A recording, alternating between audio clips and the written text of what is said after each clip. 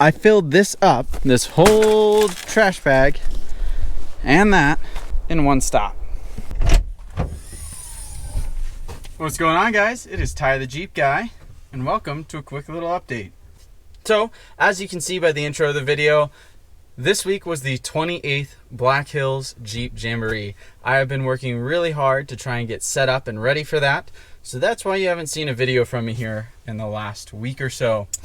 Now, I'm going to try and do my best to talk about everything that I did to the Jeep, everything I had go on this weekend, and what all I did. So I'm going to get started right away.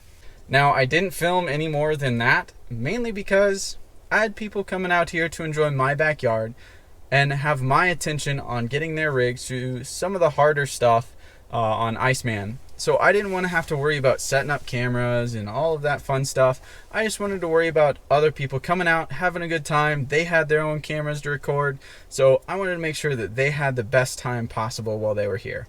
If you find yourself from the Black Hills Jeep Jamboree watching this video, go ahead and drop a comment down below and let me know what your favorite memory was, whether it was red trail, green trail, purple trail with me, or black trail even. Let me know what you think. Anyway, I did some work the week to 2 weeks coming into the Black Hills Jeep Jamboree. I was pre-running Iceman a lot to make sure that I knew the lines well so I could get people through there safely. Out of all the guides, I'd say I had the least amount of experience, so I was very intimidated going into this, and I wanted to make sure I could hold my own and make sure everybody was safe going through. I made a couple modifications to the Jeep after realizing where my struggles lied, and after that, I just went through and hiked it as much as I can just to see the lines. So the biggest modification I made right off the bat was going to be a comp cut in the rear. I didn't want to do a full quarter cut and fold just because I'm not a big fan of the look. I understand at this point I could have cut it all the way and it wouldn't have made much of a difference, but I think it turned out extremely clean the way we did it.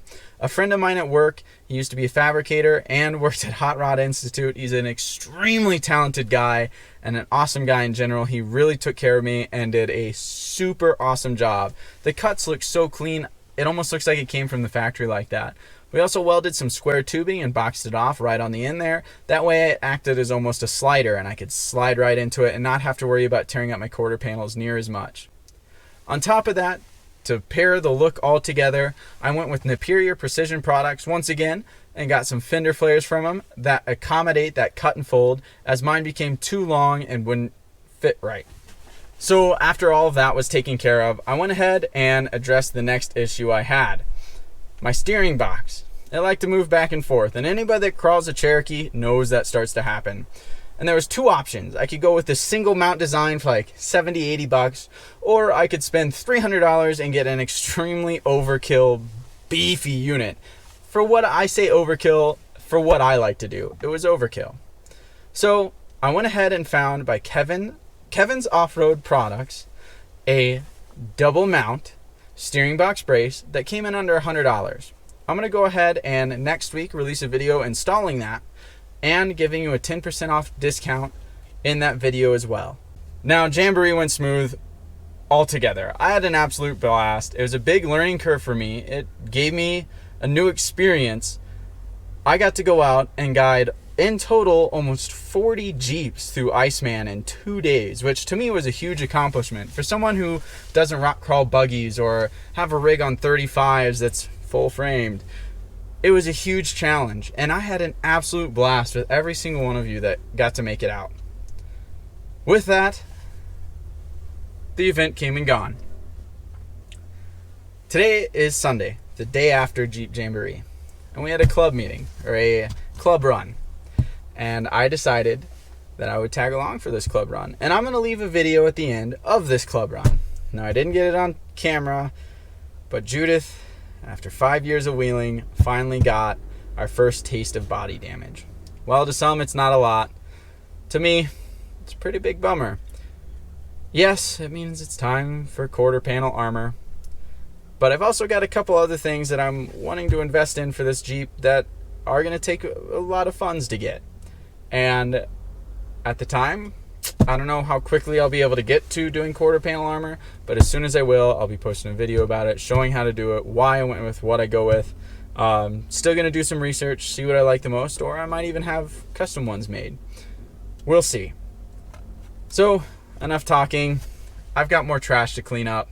I've got a video to go edit and get up for you guys. I'm going to go ahead and leave this video with the club run from today. Hope to see you out there. Keep on jeeping on, guys.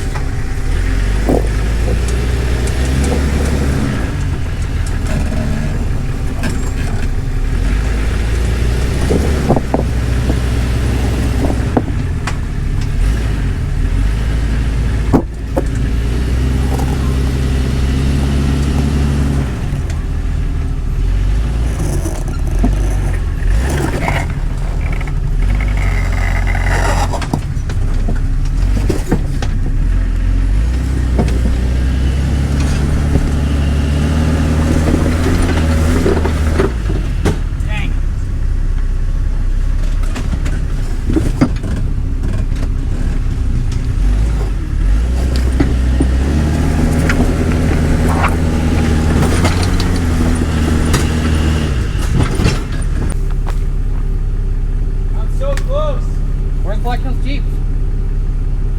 What's that? Where'd they go? I can't. No, where'd they go? Oh, they're up there. This is the waterfall. I feel like if I come a little back, I need to get this tire to climb and that corner to climb too. Bye.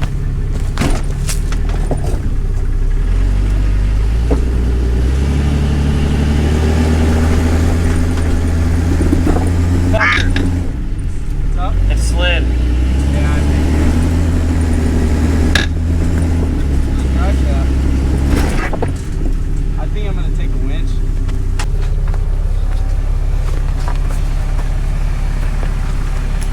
Oh gosh.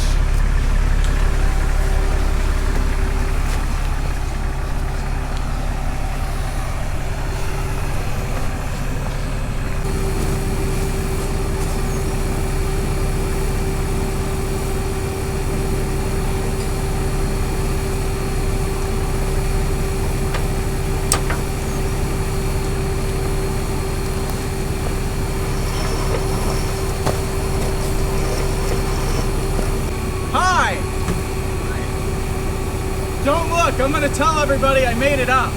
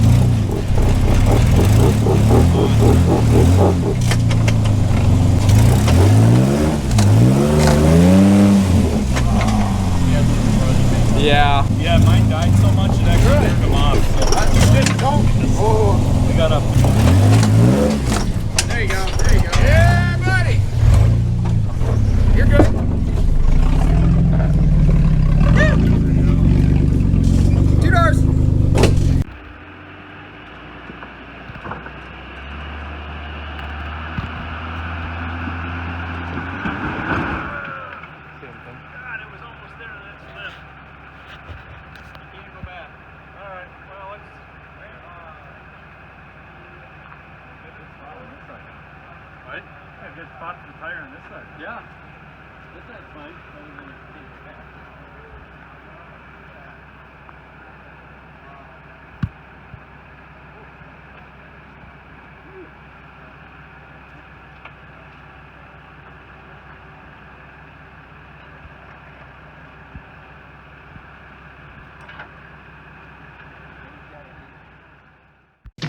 The thrill of the wild. One vehicle captures that feeling with the strength and agility to master most any terrain. Nothing stands in its way. Jeep, like nothing you've ever driven. There's a feeling you can get